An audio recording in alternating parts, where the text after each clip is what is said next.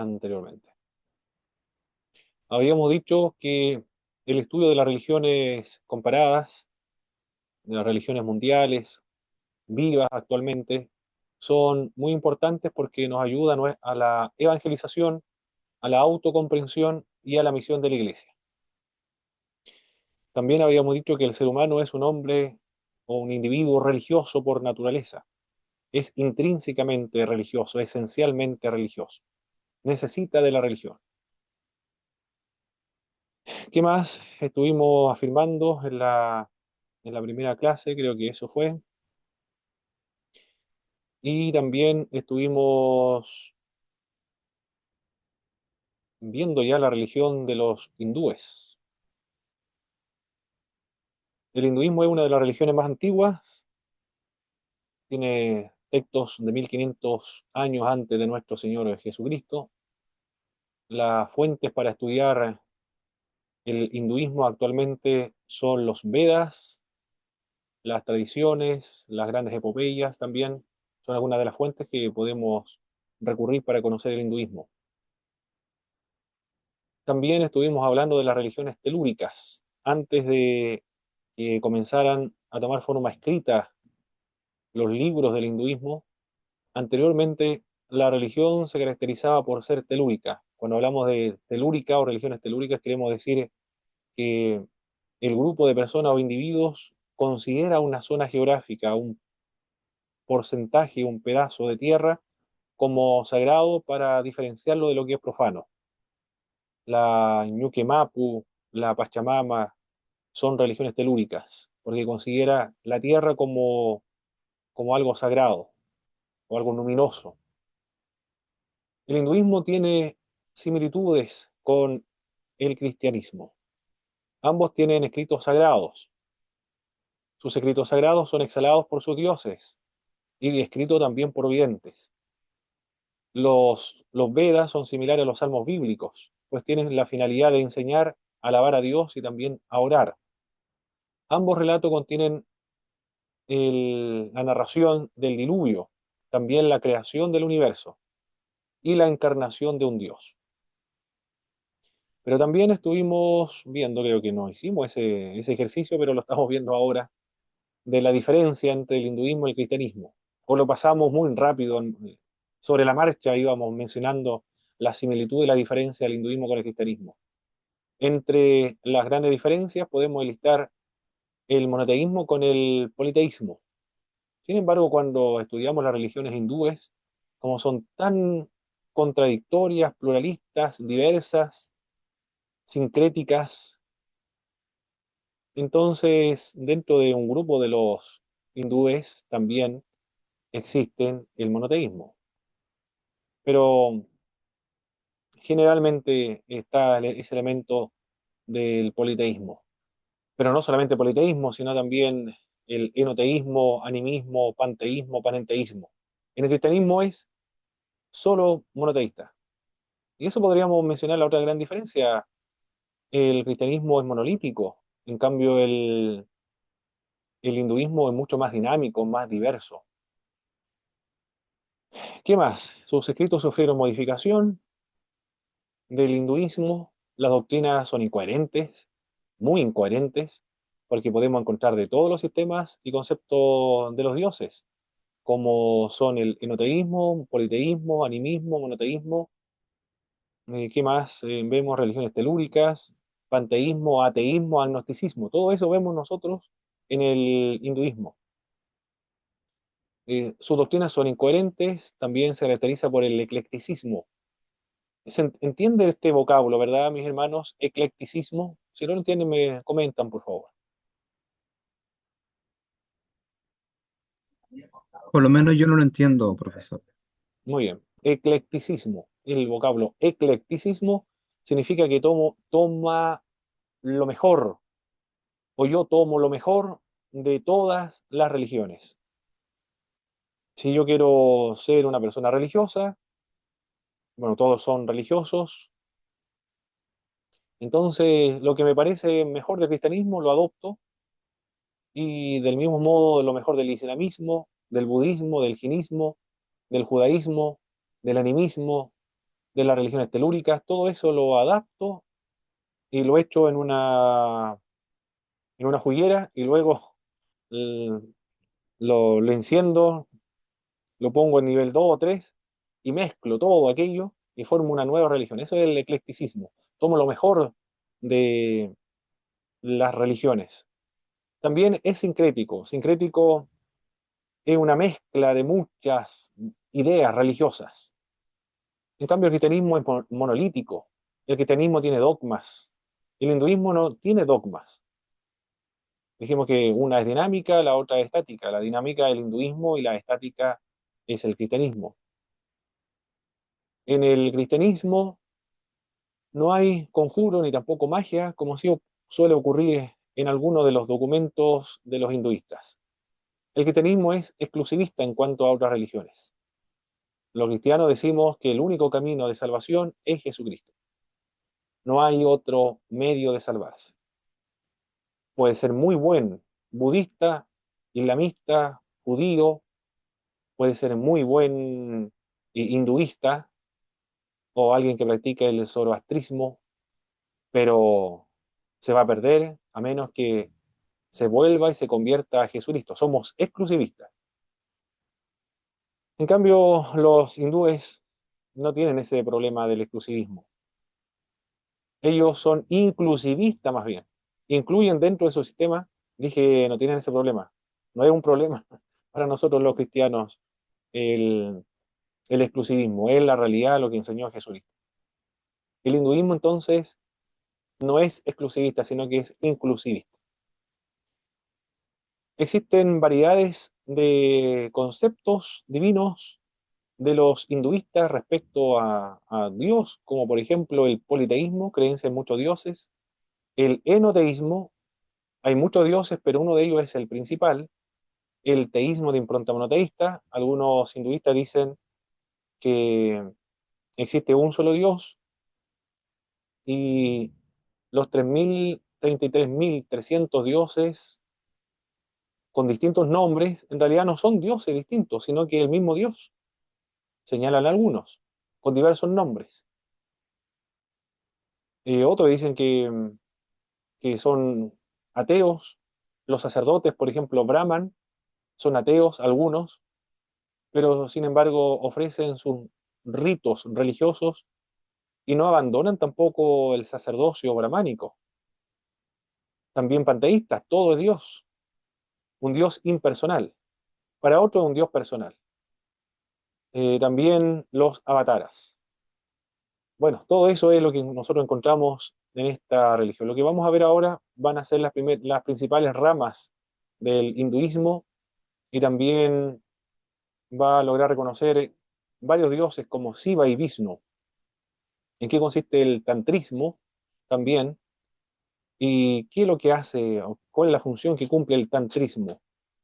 Vamos a observar lo que son los mantras, los mandalas, los nudras también, y cuántas subcastas existen en la India, y por qué hay ausencia de proselitismo dentro del hinduismo, y qué significa casta. Y vamos a enumerar finalmente, cuando terminemos la clase, las castas dentro de los hindúes. Eso es lo que vamos a trabajar a continuación, y como siempre, mis queridos hermanos, a medida que nosotros vamos avanzando, ustedes pueden ir planteando las preguntas que vayan surgiendo acerca de esta clase que es la número 3 de religiones comparadas. Todavía continuamos con el hinduismo porque es bastante que hay que trabajar con esta religión. Es mucho, bastante. Ujú.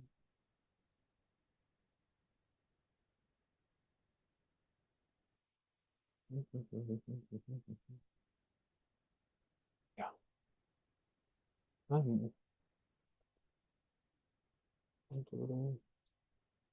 Bien, entonces vamos a ver las principales ramas del árbol hindú. Parece estar demostrada la condición básicamente tripartita, tanto de la religión como de la sociedad indoeuropea. manifestada en la India con mucha claridad. Es una sociedad y una religión tripartita. No sé si logró darse cuenta ustedes, también estuvimos viendo que nos ayudaba bastante el estudio de las religiones en misionología. Hablamos de los puntos de contacto y las analogías de fe.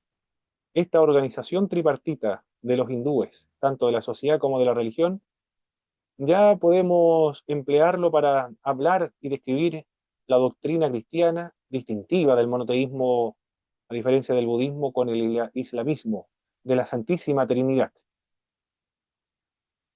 Así lo demuestra la división de las sociedades en tres castas principales, o trifuncionalidad de sus deidades: soberanía mágica, religiosa, dioses guerreros y dioses de la fertilidad o fecundidad, los tres pecados de Hidra, reflejo de tres funciones: orden religioso, ideal guerrero y la fecundidad.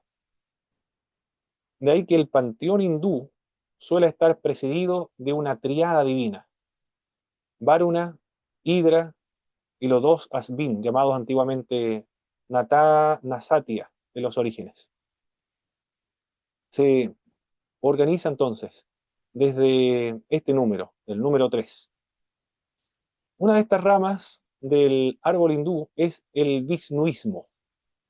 Proviene de Vishnu, ya en el Rig Veda, uno de los documentos antiguos del hinduismo.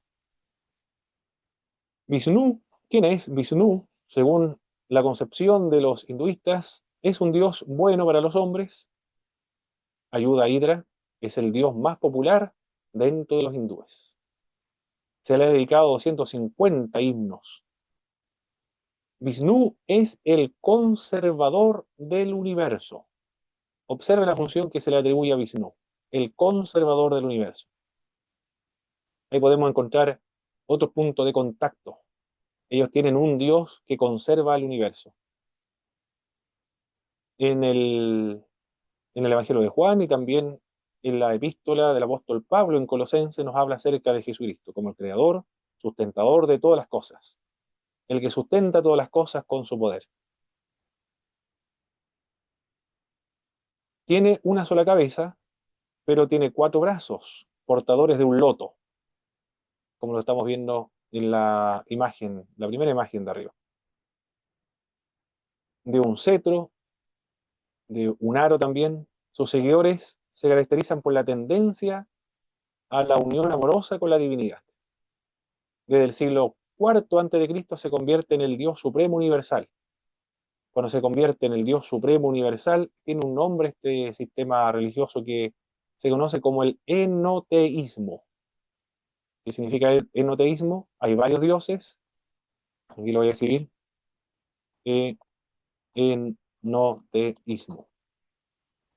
Varios dioses, pero uno es el principal. Eso significa enoteísmo. Varios dioses, pero uno de ellos es el principal. En el siglo IV, Vishnu se convierte en el dios principal, e incluso en el dios único. Para otros es el único dios, Vishnu. Así de importante se convierte este dios para los hindúes. Para varias sectas vishnuistas es el único dios. Por lo tanto, dentro del sincretismo religioso hindú, también podemos observar el monoteísmo. Entonces, Vishnu puede ser enoteísta o también monoteísta, de acuerdo a la variedad de grupos que venera o adora a Vishnu. Para uno es el dios principal, para otro es el único dios que existe, no existe otro dios.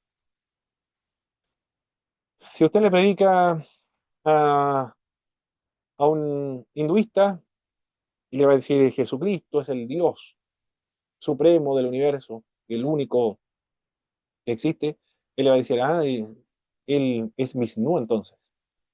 Y nosotros lo conocemos como Vishnu, porque es el único Dios principal. Otro le dirá que también Jesús, para ustedes dirá, pero Vishnu es uno de los dioses principales, pero existen otros igualmente. Eso sería enoteísmo. En el círculo de Vishnu se mueve Krishna. Originalmente era Krishna un dios pastor. Ya. Ahí tenemos entonces una de las ramas fundamentales o principales del hinduismo, el Vishnuismo. Vishnu es un dios. Puede ser considerado tanto enoteísta como monoteísta. El segundo grupo del árbol de los hindúes es el civismo. Viene de Siva, el gracioso, el benévolo, nombre propiciatorio de dios autóctono, probablemente durante algún periodo arcaico. No tiene amigos este dios. Miren la característica que se le atribuyen a Siva. Es gracioso, es benévolo. No tiene amigos entre los dioses ni tampoco tiene amigos entre los hombres, a los cuales no los ama. Siva no ama a los hombres, más bien los aterroriza y diezma con enfermedades. En ese sentido, no sería un dios tan bueno entonces, porque primero se presenta como benévolo, como un dios gracioso, pero por otra parte no ama a nadie, no tiene ningún amigo, y diezma a la gente, es decir, mata a las personas con enfermedades. Siva es una especie de un dios demoníaco. Se presenta con el vientre negro, de espalda roja, está armado de arcos y también de flechas. Este dios, Siva, es el dios transformador y por lo mismo que deshace y rehace la vida otra vez. Pero Siva, al mismo tiempo, tiene otra cara. Es el dios benévolo, el dios de la gracia, es el dios del amor. ¿Qué le parece la contradicción de este dios? Es un dios malo y al mismo tiempo es un dios bueno. Es como, ¿cómo se llaman estas enfermedades de algunas personas? Es Eh, bipolar. Es bipolar, bipolar. bipolar. El Siva es un dios bipolar. En la mañana está pero feliz, contento, y en la tarde está muy furioso, muy enojado. Después de la noche otra vez feliz y así se levanta. Siempre distinto. Así conciben los hindúes a este dios. Es representado a veces de 3 hasta 5 cabezas y 4 manos portadoras de un tridente. Ahí estamos viendo la imagen de abajo, representa a Siva. Un tambor y un cordel de cuero. Tiene un collar, pulsera de serpiente alrededor del cuello y también de sus brazos. Esos son los principales dioses dentro de la rama del hinduismo. Muy contradictorio, ¿eh? Hermano Boris, Mm. adelante. Sí, quería comentar, yo he visto, por ejemplo, la imagen de arriba de ese hombre de color azul. Por ejemplo, en muchas de esas tiendas donde venden cosas esotéricas como incienso, como esas cositas bien de supersticiones, en los inciensos más que nada siempre salen esas imágenes de estos dioses, Sí, que con 6 brazos, así como la imagen de arriba, y el dios de abajo también, pero son religiones más de la India, de esos países de Oriente. correcto. Son imágenes importadas. La gente lo compra, bueno, no tiene idea. Y ni siquiera si lo compra, ellos lo compran con finalidades, a mi parecer, si uno va a una tienda, por ejemplo, de vestimenta hindú, lo va a comprar con finalidades netamente, yo creo, de estética más bien. No creo que sea con otras intenciones divinas, a menos que tenga una iniciación y tenga a un gurú, a un yogi. Un gurú tiene que ser un yogi el que enseña el yoga. Un gurú, a un maestro, un sacerdote hindú que le vaya guiando en cuanto a la religión. De lo contrario sería un aficionado nada, que no sabe qué es lo que adora, o qué es cuál es el sistema religioso. El tantrismo. El tantrismo trata de provocar vivencia de especial intensidad aquí y ahora. El tantrismo, otra de las ramas muy importantes del árbol hindú, es un sistema religioso de ejercicios y ceremonias preferentemente ritualistas con frecuencia de índole mágica. El punto de partida del tantrismo hindú es la complementariedad de dos principios considerados base y coordinadores de todas las manifestaciones cósmicas y mentales del mundo. Esto es el principio masculino, la conciencia cósmica y el femenino, o la materia, la energía, las fuerzas cósmicas. En el arte hindú su representación del tantrismo suele ir unida al erotismo sexual y a prácticas secretas de promiscuidad sexual, con un simbolismo demasiado realista para el mundo occidental. Para nosotros quedamos perplejos, quedamos desconcertados porque las imágenes que se presentan en el tantrismo, principalmente en los templos, son demasiado explícitas en cuanto a la sexualidad, muy, muy explícitas. Pero en la ética hindú cuenta la intención, el valor simbólico, no propiamente la bondad o malicia objetiva de lo que está siendo representado en estos templos y en estas figuras tridimensionales. Y además que tiene una connotación netamente religiosa y simbólica. El tantrismo derribó las barreras de las castas. Mira, vean lo que estamos viendo del tantrismo. Es una forma, lo veo yo de esta forma, de una protesta social, una protesta religiosa. Está en desacuerdo con las castas. Y también está en desacuerdo con las diferencias sexuales. Es decir, unos son actividades de hombre y otras actividades son de mujer. Acá todos tienen los mismos derechos y los mismos privilegios, abriéndose a hombres y mujeres de cualquier posición social. Es decir, ellos están en contra de, podríamos decir en nuestros términos, en contra del clasismo y en contra de, ¿qué podríamos decir? En cuanto al género, la discriminación de género o la discriminación de sexo. No me gusta hablar mucho de género porque habla acerca de un tema más cultural que biológico. En cambio, cuando hablamos de diferencia sexual, ahí estamos hablando de términos biológicos, hombre o mujer. No existe esa diferencia para el tantrismo. Todos tienen los mismos privilegios y los mismos derechos. Y emplea el tantrismo diversos recursos para poder provocar estas vivencias de especial intensidad aquí ahora o experiencias religiosas profundas.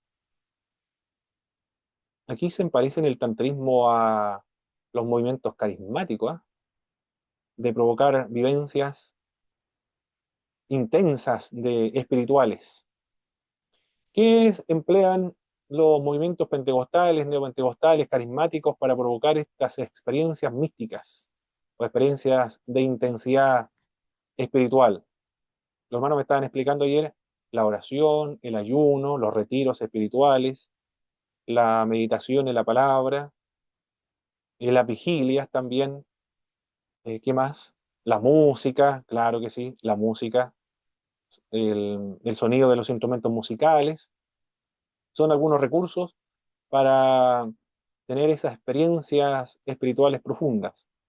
El tantrismo emplea los mantras, el mandala y las nudras. Vamos a explicar cada uno de estos recursos para provocar estos sentimientos profundamente espirituales dentro del tantrismo, uno de las ramas del hinduismo. Los mantras vienen de la raíz proteger la mente de lo apariencial y sensorial. Es una palabra o frase tomada generalmente de los textos sagrados hindúes, que se encuentran en sánscrito, es un idioma antiguo que se habló hasta el siglo III antes del Señor Jesucristo en el norte de la India, pero que los escritos más antiguos, que son los Vedas, se encuentran en ese idioma, y los que quieren acceder al conocimiento de los hindúes tienen que necesariamente aprender a leer el sánscrito. También como aquel que quiere conocer los escritos sagrados, tiene que leer y acceder a los escritos sagrados cristianos en el griego y el hebreo y el arameo. Acá también ocurre exactamente lo mismo con la religión hindú. Estas palabras tienen alguna connotación casi mágica, una frase o palabra mágicamente eficaz, es decir, si usted lo pronuncia correctamente, tiene una eficacia. Es una palabra clave de cada persona y de su personalidad que le permite estar en armonía perfecta consigo mismo, con los demás y también con el universo. Solo puede conocerla, esta palabra, el interesado y alguien muy identificado con él. Tendría que ser el cónyuge el que puede conocer esta palabra. No lo puede conocer nadie más. Pues conocerla es dominarlo. La eficacia de esta palabra, de los mantras, que son asignados regularmente o frecuentemente la palabra en sánscrito, no depende de su comprensión. Qué significa la palabra que se le ha dado la frase que usted va a utilizar, según el hinduismo? No depende entonces de la comprensión ni tampoco de la meditación de la palabra, sino que depende de la eficacia de la intención con la cual lo ha nombrado, lo ha pronunciado, para provocar esta armonía con todo el mundo, en el universo y consigo mismo, con los demás. Y sobre todo su perfección de su recitación. Se debe pronunciar con un ritmo, con una melodía, con una postura correcta. Las sectas de origen hindú han puesto de moda los mantras, que se dan tras haber abonado un precio muy elevado. En otras culturas que no se encuentran en la India, en Europa o en el Occidente, las sectas, una variedad, recuerda que son muchas sectas dentro del hinduismo. Una de estas, que proviene del tantrismo, para provocar estas experiencias intensas espirituales o sentimientos profundos, o provocar esta armonía con el universo, consigo mismo y con los demás. Entonces, el occidental, ¿qué es lo que hace? Abona un porcentaje de recurso económico a la cuenta bancaria del maestro hindú y él le va a dar un mantra para poder estar en armonía consigo mismo. Tiene que pagar para poseer y para que se le dé un mantra. El otro recurso que emplean los tantristas para provocar estas experiencias intensas es el mandala, término que significa círculo, reunión o pintura en sánscrito. Son figuras generalmente geométricas, cuadrados, círculos. Yo creo que esto ustedes lo conocen, hermanos, ¿verdad? Lo han visto. Se vende el mandala, se vende en las librerías para que los hijos se calmen, no estén tan hiperkinéticos, que se relajen un poco, que comiencen a escribir. Cuando los hijos están muy demasiado inquietos, los hijos varones principalmente, no sé cómo serán las niñas, pero dicen que los varones son mucho más inquietos. El- a nosotros nos recomendaron que fuéramos a comprar el mandala para que dibujara y pintara y así se iba a relajar. Por lo tanto, eso se conoce. Lo conocen, ¿verdad, hermano? No es desconocido lo que estamos hablando el punto 2, un recurso de los tantristas. Sí, profe, sí lo conocemos.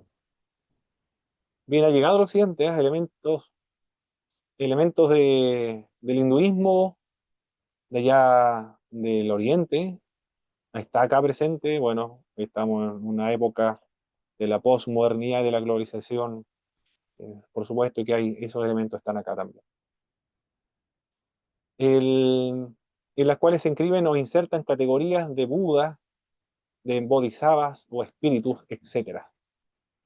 A veces también algunas letras sánscritas, catalogadas como sagradas, se usan como soporte para la meditación y medios para sintonizar plenamente con uno mismo y con todos los seres. Se relajan, parece, las personas que se ponen a pintar estas pinturas de los hindúes. Se usan como recurso para la meditación. Yo lo veo acá semejante a un tipo de cristianismo. Estos son mandalas para concentrarse, para reflexionar, para meditar, como soporte de la meditación. Los ortodoxos oran Cuando hablo de los ortodoxos, me refiero a los cristianos ortodoxos, los cristianos del Oriente. Ellos no oran sin la presencia de un ícono. El ícono cumple la misma función que el mándala. Le ayuda a concentrarse, a, a profundizar en el significado de ese ícono, le ayuda para la oración, para que él se concentre en la oración.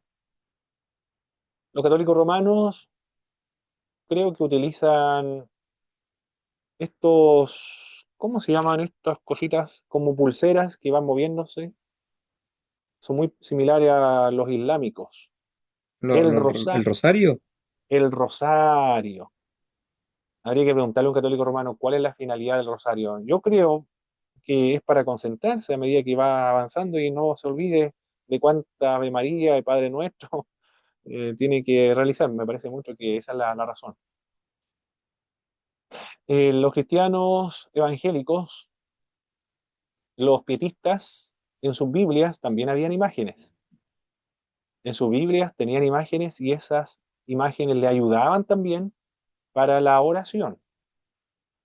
Nosotros no tenemos esas imágenes para concentrarnos, sino un lugar donde hay silencio. Lo que necesitamos nosotros es silencio. Bueno, todos los que oran necesitan silencio. El- la lectura de la palabra, un himno también nos ayuda a concentrarnos, pero no utilizamos imágenes para la concentración en la oración. Se usan como soporte entonces para la meditación, medios para sintonizar plenamente con uno mismo y con los demás seres. El principal mándala tal vez sea la sílaba sagrado Om. Se debe pronunciar Om con resonancia nasal, que no es sino el propio Brahman, reducido a sonido. Cuando los hindúes están pronunciando el Om, en realidad lo que hacen es pronunciar a Brahman. Brahman ha sido reducido a un sonido, a una vibración. Pero según los hindúes, cuando salen de la Tierra, la estratosfera, ese es el sonido que se escucha en el universo, en el cosmos, según lo que ellos señalan. Según algunos yogis, produce algunos efectos superiores incluso al de la lectura de los Vedas. A ese nivel de importancia es este mándala del Om. Efectos superiores a los Vedas. Otro recurso que emplean los tantristas, una de las ramas de los hinduistas para provocar estas experiencias intensas, son las nudras, palabra que en sánscrito significa determinados ademanes físicos, especialmente algunos gestos simbólicos que se realizan con las manos. Ahí, si usted busca en, en internet las nudras, inmediatamente van a aparecer figuras de imágenes así, con las manos, o así también, y no sé cuántas otras figuras, muchas figuras con las manos, de diversas formas. Pero en eso consiste las nudas, realizar algunos determinados ademanes físicos, hechos con las manos, usando, usando por su magia capacidad evocadora de sentimientos o determinados estados mentales. Se supone que tiene poderes mágicos el poner las manos, hacer algunos símbolos con las manos. eh, ahí ya estamos frente a un elemento esotérico, mágico también, del hinduismo. Otra rama. ¿Cuántas ramas llevamos de los hinduistas? La primera, ¿cuál habíamos dicho?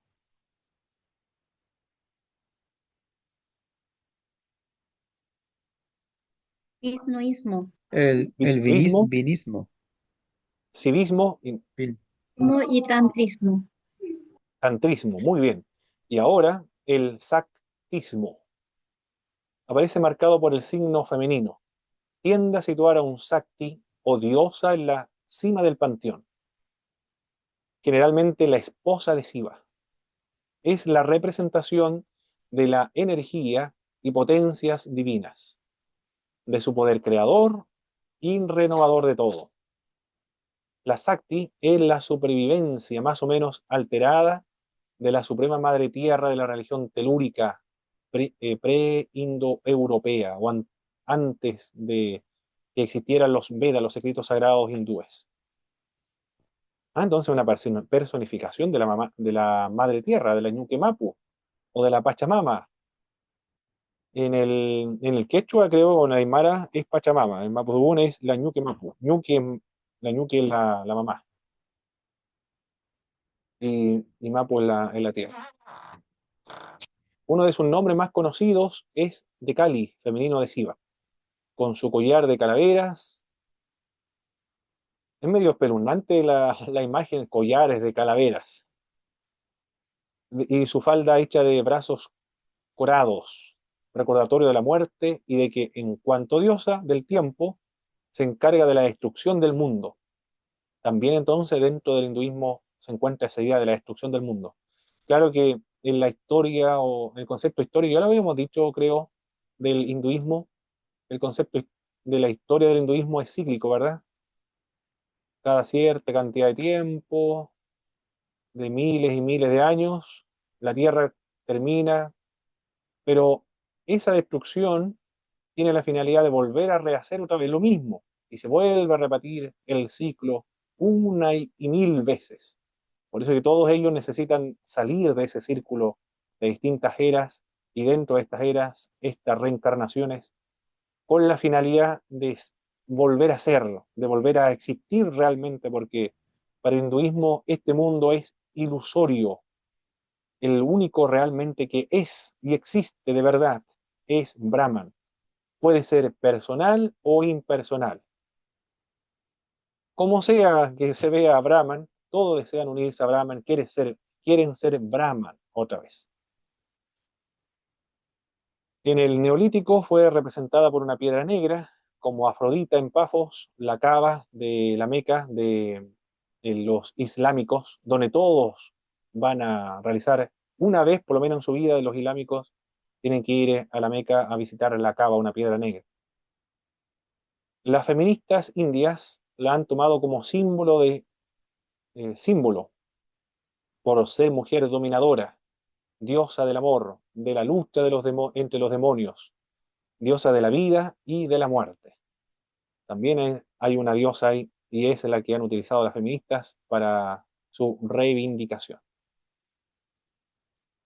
Bien, hemos visto las ramas del hinduismo entonces, el visnuismo, el sivismo, el tantrismo y el saktismo, que es una diosa y potencia más bien al género femenino o a las mujeres. El hinduismo tiene una condición étnico-política. Es una religión sin fecha documentada de nacimiento ni tampoco de edad.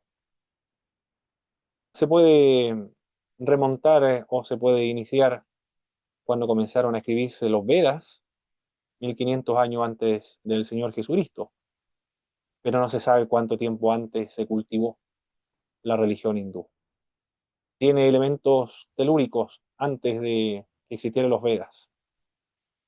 El cristianismo nos podemos remontar particularmente ya como iniciación con Abraham, la iniciación de la fe, porque anteriormente es el trato de Dios con la raza humana en general.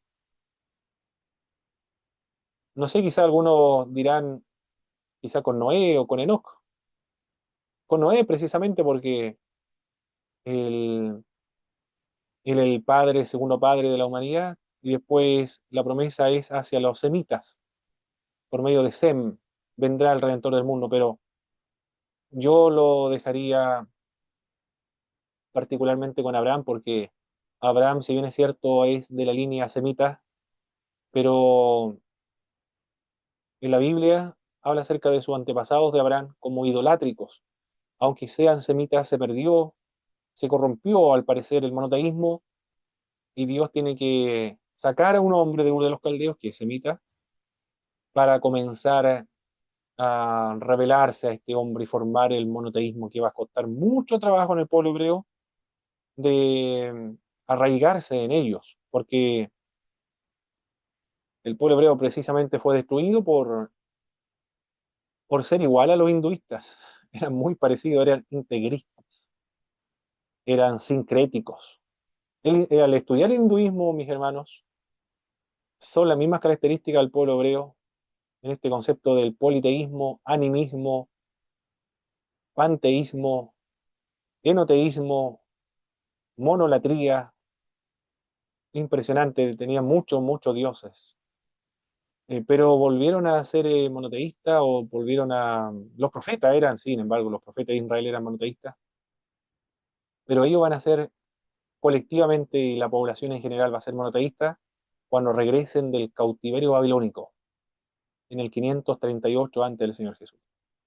Ahí sí van a ser verdaderos monoteístas. Con Abraham me atrevo a señalar, aunque no he hecho un estudio acabado acerca del origen de la fe cristiana, pero al ver la historia, haciendo recordatorio, recuerdo de la historia del pueblo hebreo, yo lo asignaría ahí con Abraham, porque establece la promesa de Dios con él, con el pueblo escogido para bendecir a todas las naciones. Después es traspasado la línea con Isaac, Jacob, los 12 patriarcas, después con Moisés, y así hasta que llegue nuestro Señor Jesucristo. Los que no poseen la ciudadanía de la India son los no integrados en las cuatro castas, o la religión de los hindúes. Los que no están integrados en las cuatro castas, es decir, los brahmanes, bueno, ahí lo vamos a ver más adelante, los descastados, los parias, los que no se integran en ninguna de las cuatro castas, esos son ateos oficialmente, aunque profesen y practiquen otra religión, pero oficialmente son ateos. Eso no posee la ciudadanía dentro del hinduismo. También se puede ver en hinduismo el clasismo de la ética hindú. Son clasistas, porque existe castas. Los sacerdotes de una de las tantas castas, ahora ya uno sabe cuando escucha a un hindú, o una sacerdotisa hindú, o a una profesora, o una maestra, o un maestro hindú, en algunos documentales que usted puede buscar en internet, uno ya sabe que es la opinión de la postura o la agrupación a la cual pertenece el maestro, porque son muchas, muchas creencias. Y depende de quién usted está escuchando, es la creencia de ese grupo y la apreciación que va a usted o la impresión que va a tener de la religión hindú, pero son muchos. Usted se va a enterar del hinduismo de acuerdo a la multitud de diversas enseñanzas de los maestros. Ellos dicen escuché a uno que decía, las castas es una de las características de nuestra religión que más ha sido atacada por el islamismo y el cristianismo y por otras religiones que intentan llegar acá a la India. Pero no se dan cuenta que sus mismas sociedades también tienen castas, con otro nombre, pero son castas. Claro, efectivamente, es así, hay castas. Tiene que ver con son muy parecidos a la estructura social o a los recursos económicos, a la influencia que tienen las personas, los grandes empresarios, por ejemplo, o algunos médicos. Yo no sé si eran todos los médicos, ¿no? Pero me comentaron que algunos médicos no se compraban ropa aquí en el país porque son muy clasistas, siempre van a Nueva York o a Estados Unidos a comprarse vestimenta porque no pueden tener la misma ropa de lo que se vende acá en las tiendas comerciales. Sí, en todas partes hay clasismo. La zona geográfica donde viven, por ejemplo, en Santiago, en Las Condes, en Los Barnechea, no sé qué otro lugar en Santiago donde viven solamente un grupo de personas muy adineradas, con mucho recurso económico. Chicureo también, creo. Vitacura. Vitacura. Vitacura. Muy bien. En cambio, Alerce. otros. Ah, La se dijo. gente era ahí. ¿A dónde dijo? ¿Sí, hermano Boris? No me preguntaba que había hecho el hermano. A leer se dijo. Ah, Muy bien. En cambio, los otros son de la Pintana, la Pincoya. Ahí ya estamos viendo si hay clasismo en todas las sociedades. No todos pueden ser iguales, por supuesto. Y ahí el sacerdote decía, o era maestro, no me acuerdo si era sacerdote, era él. No era un maestro, sino era un sacerdote hindú. Uno de los tantos maestros que enseña diferente, porque, por ejemplo, él era monoteísta.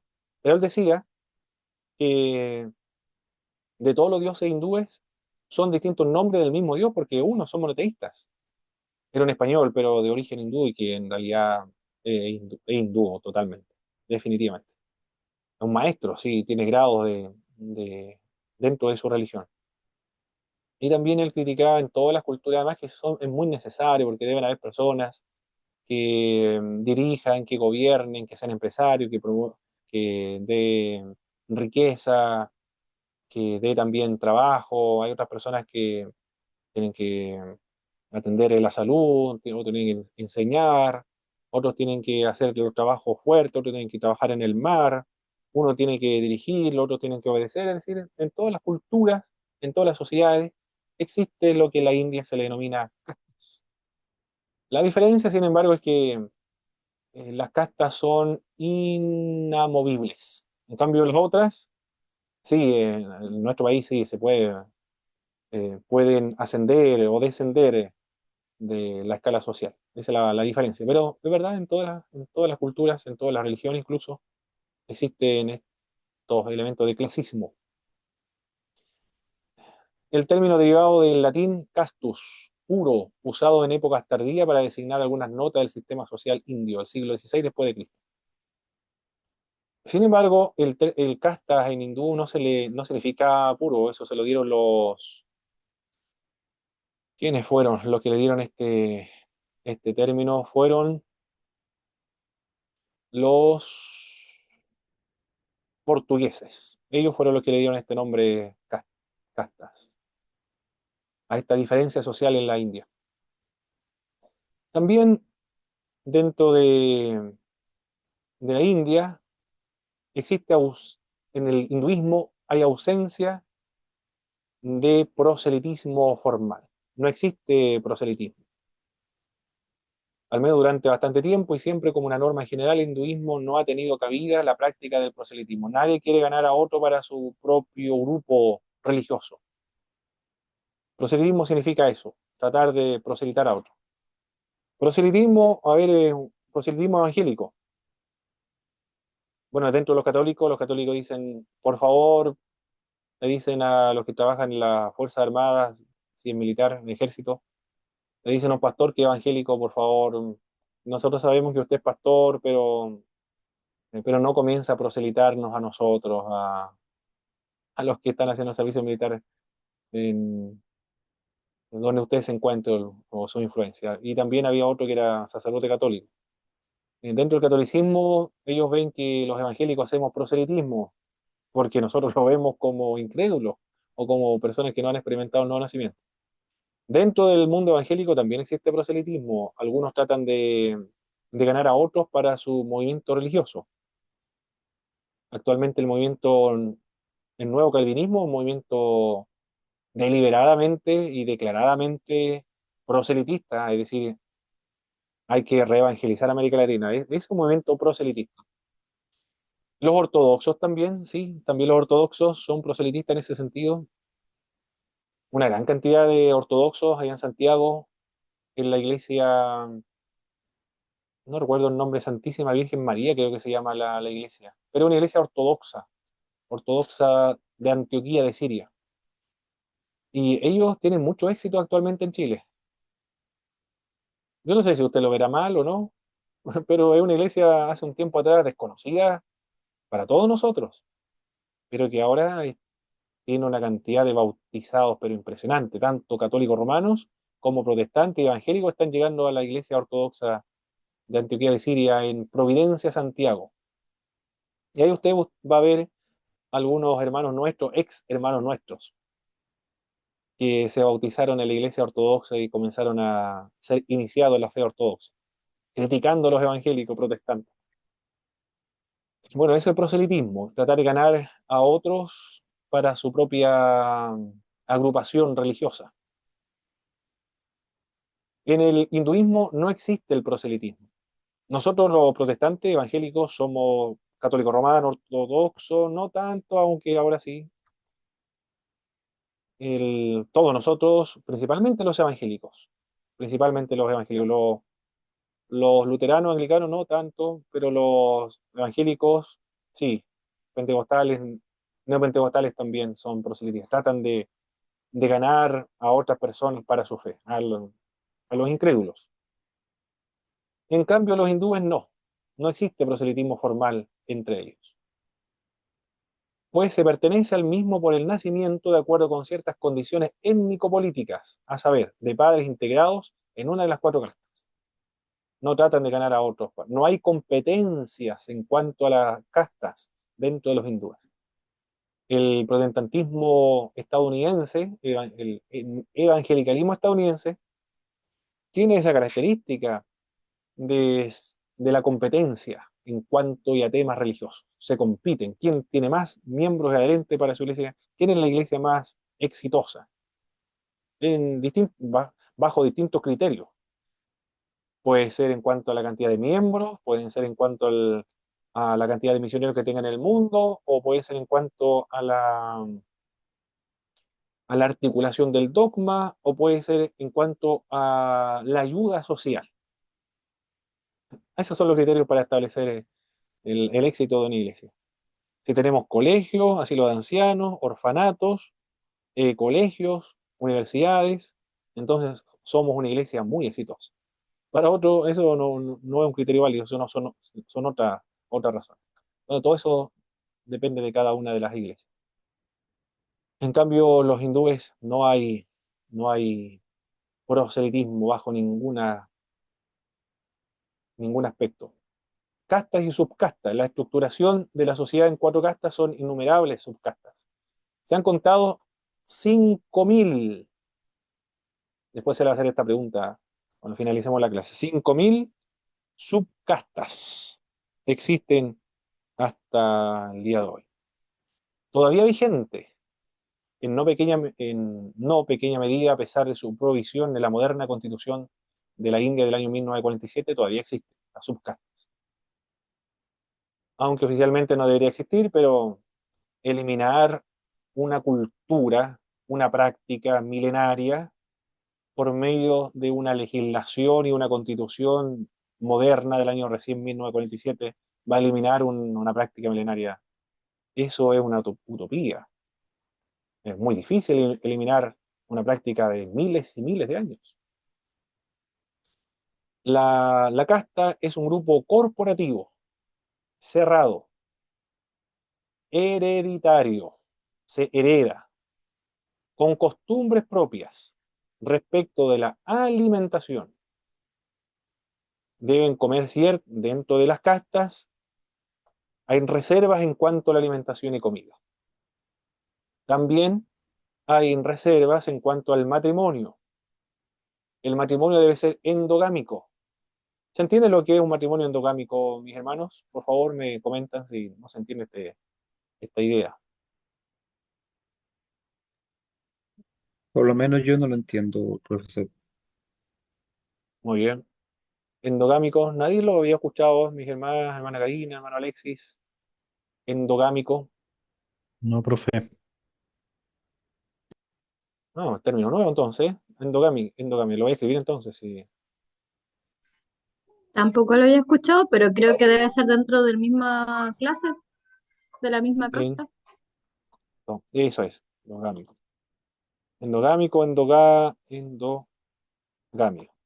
Sí, esa es la idea de hermana Karina. Dentro de la misma casta. Bueno, ahí se identificó un término en el contexto. Dentro de una misma casta o dentro de una subcasta se deben casar.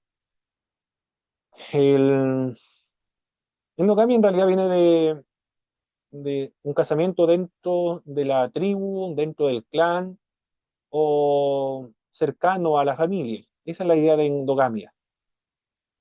Y acá se emplea el término endogámico en el sentido de que debe ser dentro de una casta o dentro de una subcasta.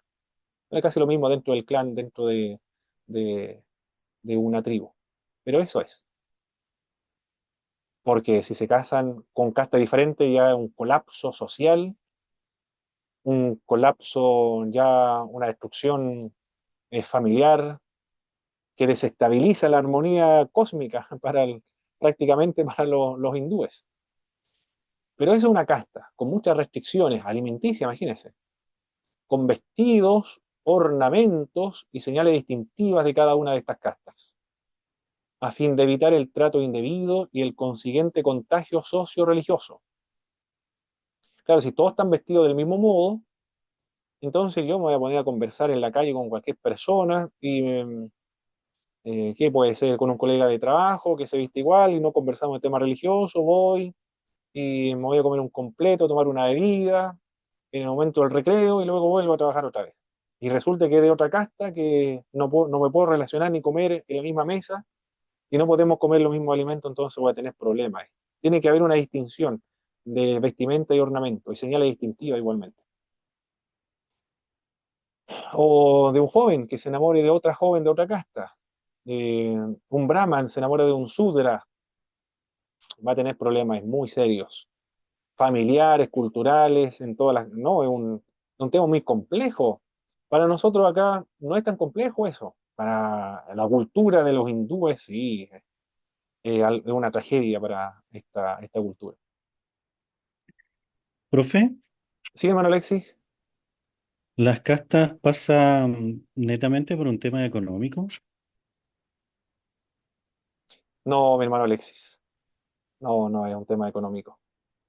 Es un tema netamente, eminentemente, sustancialmente religioso. Religioso. Fundamentalmente religioso. Quizás pueda, quizás tenga ese elemento económico, hermano, pero es subsidiario, no es fundamental. Lo fundamental es, como lo vamos a ver más adelante, es religioso. Las castas son partes de un dios. La cabeza, el cuerpo, los brazos, las piernas de un dios. Es decir, la justificación de las castas es netamente religioso, cada uno cumple su rol teniendo como un arquetipo de estas castas a un dios. No, el tema es netamente religioso, fundamentalmente religioso. El, si hay un problema entre unión de distintas castas, matrimonio, por ejemplo, de distintas castas, hay un contagio socio-religioso. ¿Cómo solucionar ese problema después? Bueno, los que son más rigurosos, claro que estamos en otra época, ahora el siglo XXI, es diferente. Principalmente lo que viven en la ciudad y profesiones. Un sudra, mucho más un paria, debe estar separado de un brahman al menos 32 pasos para que su sombra no la contamine. Así de rigurosos son el clasismo hindú. Sonó feo el término clasismo hindú. Tenemos que ser un poco más respetuoso, decoroso para dirigirnos a los hindúes. El sistema de castas de los hindúes. El origen y naturaleza étnico-política de las castas. La palabra sánscrita significativa de castas, Varma, significa de suyo, color, también cualidad o naturaleza particular de su ser. Su individualidad que en parte se confunde con el nama, nombre en su doble vertiente, la genética hereditaria y cualidades individuales personales.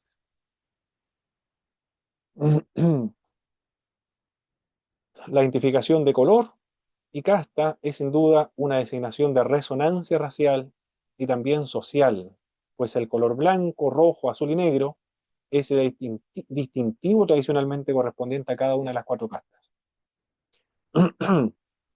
Fueron los portugueses los que le dieron nombre a esto que ellos vieron de esta diferencia social entre los hindúes.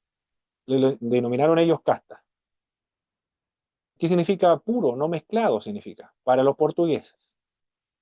Es un término entonces impuesto desde el exterior. Es un nombre extranjero para referirse a lo que vieron los extranjeros en la religión hindú. Pero la India significa casta, uno de los 4 grupos en los que tradicionalmente están divididos los indios, no marginados en lo social ni en lo religioso. Simplemente eso significa. Alude a uno de los 4 grupos que no está marginado o que no está descastado de lo religioso y social. Suele decirse que hay unas 5.000 subcastas. Otros dicen, en realidad más precisamente son 4.635, es una cifra redonda a los 5.000.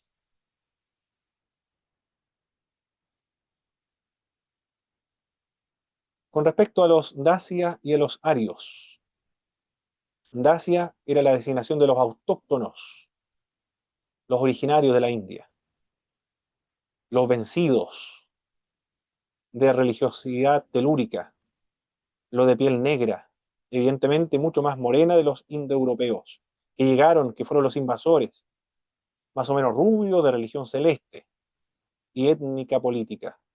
Religión celeste es decir, los que creen en el cielo, la telúrica en la tierra, los celestes en los ángeles, en el cielo.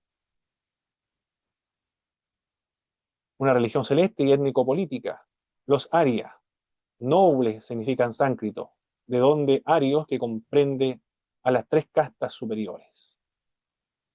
Las 3 castas superiores, entonces, tendría un origen más político, porque proviene de los arios. En cambio, los otros, los sudras, tendrían que ser los dacia, los autóctonos, los más morenos dentro de la India. La división de las castas. Los aria, los vencedores, se estructuraron en las 3 primeras castas. Claro, si son los vencedores. Sería como, esto veo una analogía acá de los españoles que llegaron a todos los pueblos latinoamericanos. Claro que ahora ya es diferente en algunos países, pero eh, tenían el poder los españoles y después los criollos, que son descendientes de los españoles, y de hecho a los chilenos hasta el día de hoy los mapuches les denominan los españoles o los huincas. En realidad chileno es español, huinca es casi lo mismo, chileno, español, huinca es exactamente lo mismo, pero hay una designación para referirse a los vencedores, a los conquistadores. Acá también pasó casi lo mismo, ¿eh? Y los vencedores, los que conquistadores, se establecieron en las primeras 3 castas. Y estas castas son las siguientes. Los brahmanas son los sacerdotes o los intelectuales. Muy influyentes. Son como los, dentro del siglo I de la religión de los judíos, serían como los fariseos entonces, los saduceos, los sacerdotes. Serían como los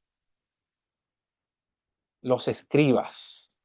Un control pero impresionante en temas religiosos. Son los encargados de la realización y transmisión de la doctrina. Esa es su tarea principal de los brahmanas. Transmisión de la doctrina, realización de los rituales.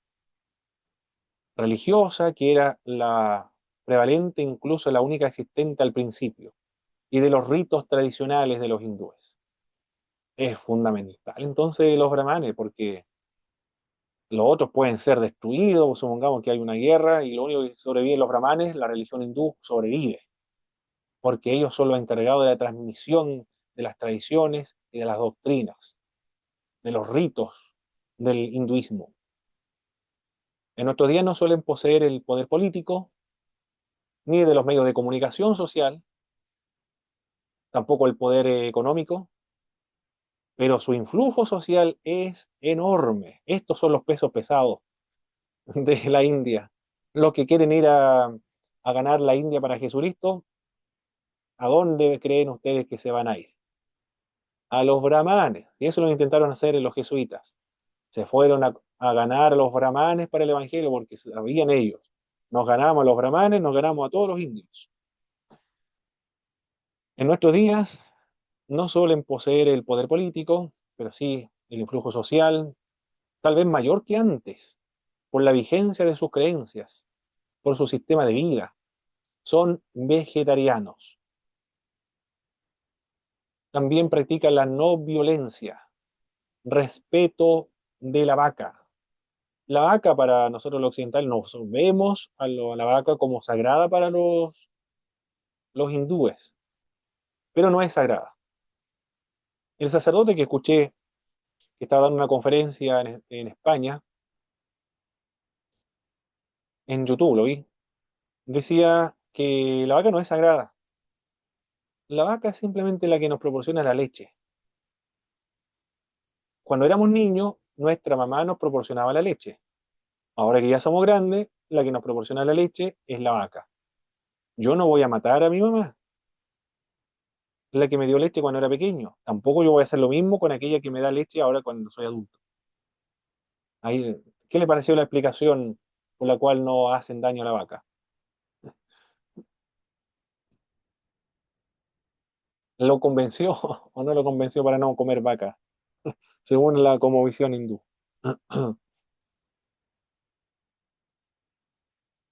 Y bueno, también por otras razones, porque los que son, viven, por ejemplo, de nómadas, las vacas le dan, el excremento de la vaca es combustible para cocinar. Porque en el desierto no hay tantas ramas, árboles, entonces son los desechos de las vacas los que le dan combustible a ellos. Queso, yogur, leche, alimentación. Bueno, pues esas son las razones, pero no es sagrada, bajo ningún punto de vista. Según lo que dijo un sacerdote hindú. Quizás para algunos sí, pero para otros, por lo menos el que yo escuché, no. También la ejecución de ciertos ritos. Un brahman dedica unas 3 horas diarias a la celebración de sus ritos. 3 horas diarias. Son reglas complicadas y minuciosas que ellos deben seguir para llevar a cabo este rito. Por eso demoran 3 horas. Y no obstante, un mismo brahman puede declararse ateo. Esto es lo contradictorio para nosotros, lo incomprensible para nosotros. Porque acá, si un sacerdote católico, por ejemplo, se hace ateo, renuncia al catolicismo romano porque eso es contradictorio, está en contra de su oficio. Un pastor evangélico que se haga ateo no puede seguir pastoreando una iglesia que va a predicar si perdió la fe, abandonó la fe. Pero en el hinduismo no ocurre lo mismo, es distinto. El hinduismo es ateo, declarado, pero él continúa realizando los sacrificios, recitando las oraciones, invocando a sus dioses. No hay ningún problema con respecto a eso. Porque se cree que el abandonar los ritos específicos por el pretexto de haber perdido la fe sería despojarse del propio ser social, del fundamento mismo de su existencia en el mundo y causar un grave daño a la sociedad. Por eso que el sacerdote ateo brahmánico no renuncia a su sacerdocio, a pesar de haber renunciado a su fe.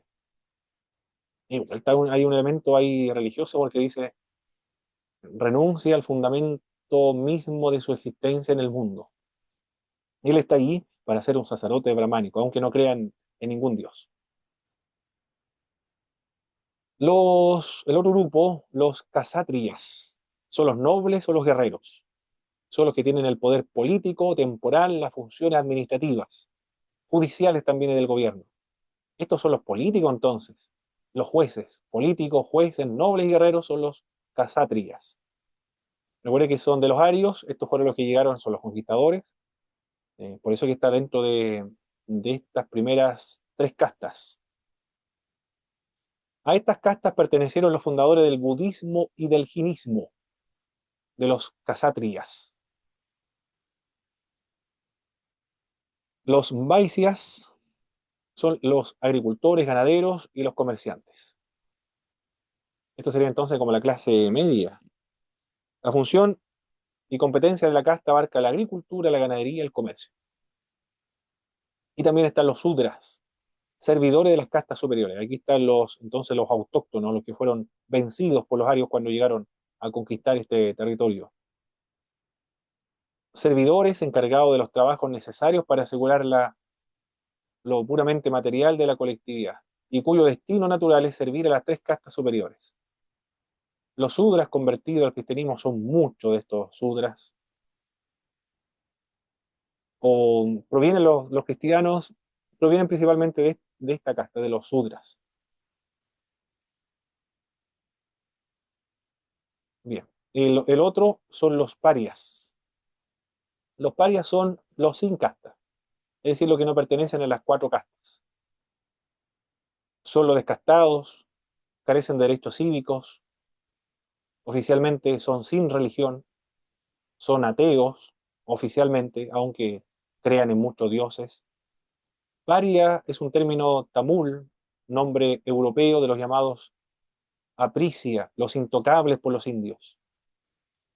Ahora ascienden a unos 105 millones de parias en la India.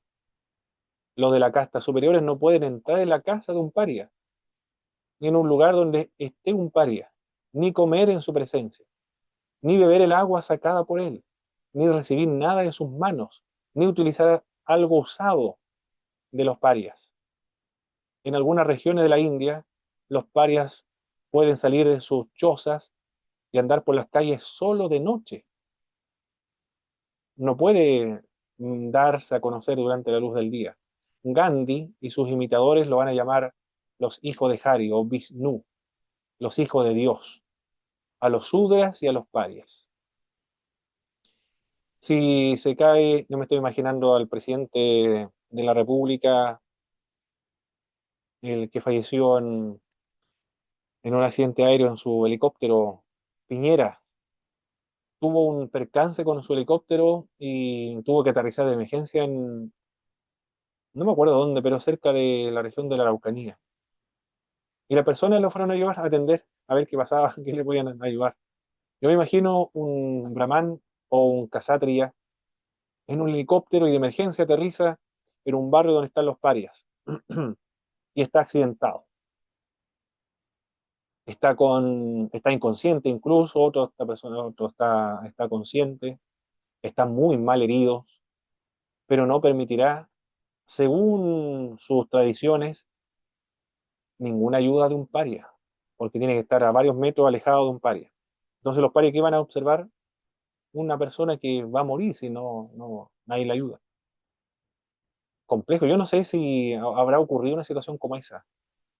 Me gustaría saber qué ocurriría, si dejarían que le ayudaran o no le ayudaran en ese caso de emergencia. La justificación ahora, respondiendo a la pregunta del hermano Alexis, la justificación de las castas.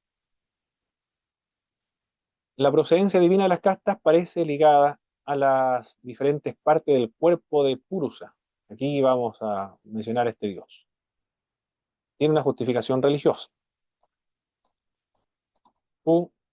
Purusa es un dios, el hombre dios, el hombre universal, el hombre universal. ¿Qué es un prototipo?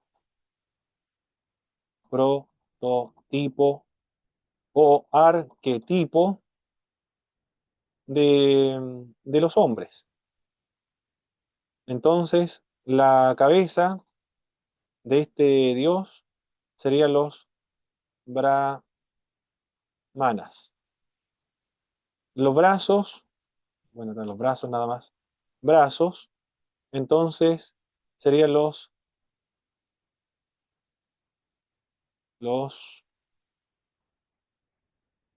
sátrias, los casátriyas. Las piernas, entonces los vaisías.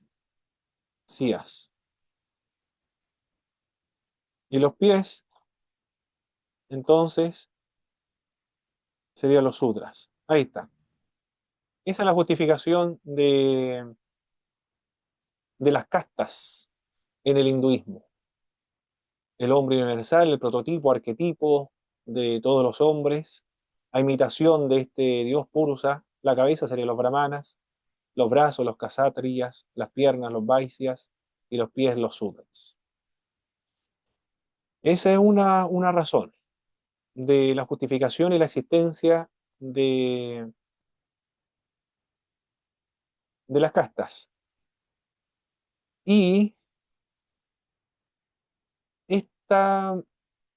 esta justificación se encuentra en el Rig Veda, por lo tanto es muy antiguo, en el Rig Veda, documentos que se escribieron en 1500 antes de Jesucristo. Desde ahí ya viene este sistema de las castas.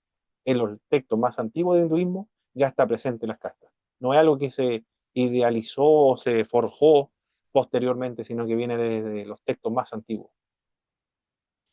Lo otro, la otra razón que justifica la existencia de las castas son la creencia en lo karma. Lo karma es el término correcto porque no es ni femenino ni masculino, sino que es neutro, por eso que es lo karma. La reencarnación del alma hasta la muerte.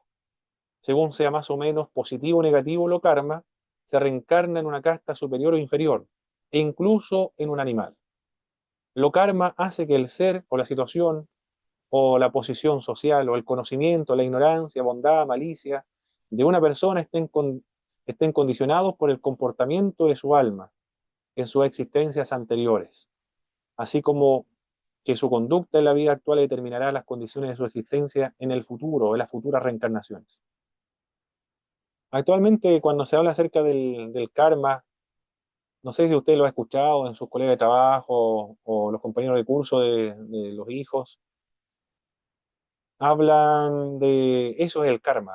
Cuando alguien hace alguna acción mala, por ejemplo, le quita el lápiz a su compañero y después tiene un accidente o se tropieza o lo chocan y le denominan ellos el karma. Es una especie de un juicio casi o prácticamente inmediato, castigo por haber actuado mal en una situación anterior. Pero aquí estamos viendo que el karma, en realidad, el karma es una acumulación de, de lo bueno, de lo malo, es una especie de inclinación de la balanza para determinar cuál va a ser la futura reencarnación de un individuo. Eso tiene repercusiones después de la muerte, no acá en la vida, sino después de la muerte. Cuando muera, entonces el alma va a reencarnarse en una casta o en otra.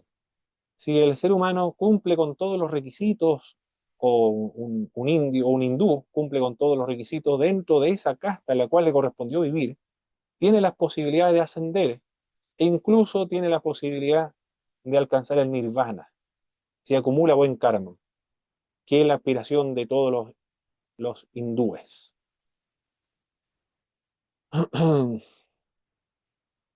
Bien. Continuemos entonces, mis queridos hermanos. Los renunciantes ahora. ¿Quiénes son los renunciantes?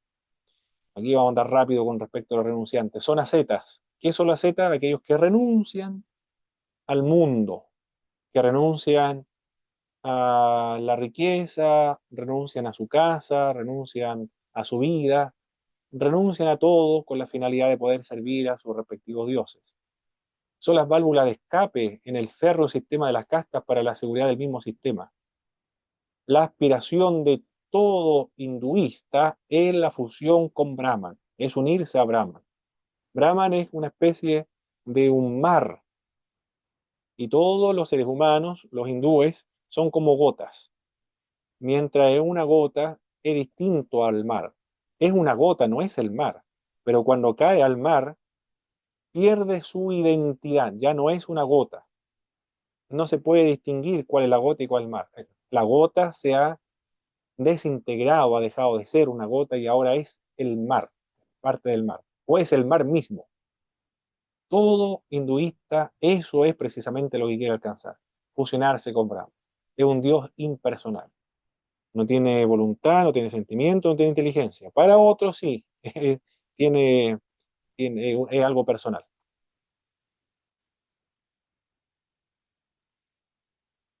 El practicante del sannyasa se le llama sannyasin, renunciante o asceta. En Occidente se llama asceta, o en un término más sencillo sería un monje o sadhu también. Son dos designaciones genéricas de la misma realidad, prácticamente sinónimas. Hermano Bori, adelante. Profesor, ¿qué es el ascetismo o qué es una seta, mejor dicho? Son monjes que renuncian a todo. Renuncian a su familia, renuncian a su casa, renuncian a su trabajo, renuncian a comer, a vestirse, renuncian a casarse, renuncian a todo y se van al bosque, se van al desierto, se van a mendigar, a vivir solamente de la caridad. Esos son los, los ascetas o los renunciantes o los monjes. Lo renunciante es una marginación, por no decir una muerte social. Terrible la forma de vida que adoptan estas personas. Es una muerte social. Entre los 25 y 30 años de edad, uno que ha convivido durante un tiempo más o menos prolongado con unas setas es llamado de palabra, a veces mediante una señal. Por ejemplo, los sadhus que han hecho voto de silencio absoluto y aceptado por este como discípulo suyo.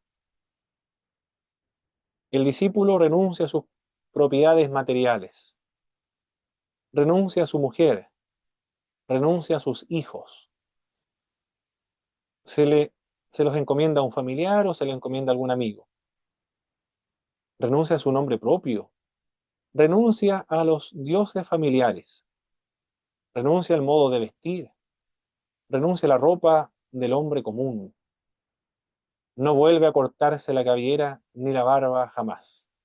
Eso es un renunciante. Ellos le conocen como el sadhu. Socialmente se halla al margen de las castas y en cierto modo están en contra de las castas. Son protestantes de castas. Son los que detestan, reclaman de alguna manera contra las castas. Las castas para ellos no lo van a lograr alcanzar o provocar el nirvana. Este es el camino. El sistema más seguro, más rápido, es como un atajo para alcanzar el nirvana.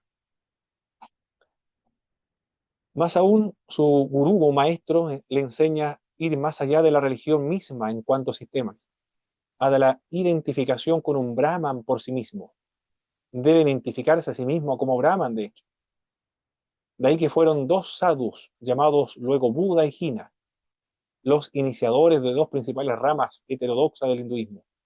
El budismo y el jinismo surgen de los ascetas o los renunciantes. Actualmente hay 11 millones de sadhus que viven de hierbas en la India, viven de raíces, de insectos, bueno, son muy nutritivos los insectos, que encuentran en las selvas, o en las montañas o en las cuevas. Los que viven en las montañas son los más espirituales. También viven en las aldeas y otros viven en las ciudades. Los que viven atendidos a las ciudades, no hay raíces ahí, no hay insectos, muchos, hierbas. ¿De qué viven entonces los que viven en las ciudades? De las limosnas de los hindúes. Pues un sadhu necesita muy poco para no morirse. Ayunan, pero prácticamente al borde de morir de inanición. Estos sí que son muy buenos para el ayuno, son extraordinarios. Los sadhus, sin embargo, tienen ciertas reservas de los que salen de la India. No les gusta a los que salen de la India porque ellos dicen, no es el oasis el que va a la gente, sino que la gente va al oasis. Y el oasis para los hindúes se encuentra en la India, la tierra sagrada. Allí el ser humano puede encontrar la paz, la estabilidad, la tranquilidad, puede encontrar el sentido de su existencia solo en la India. Miran mal a los que salen de la India a enseñar a los occidentales la religión hindú. Perfecto, mis queridos hermanos. Hemos concluido esta primera parte de la clase.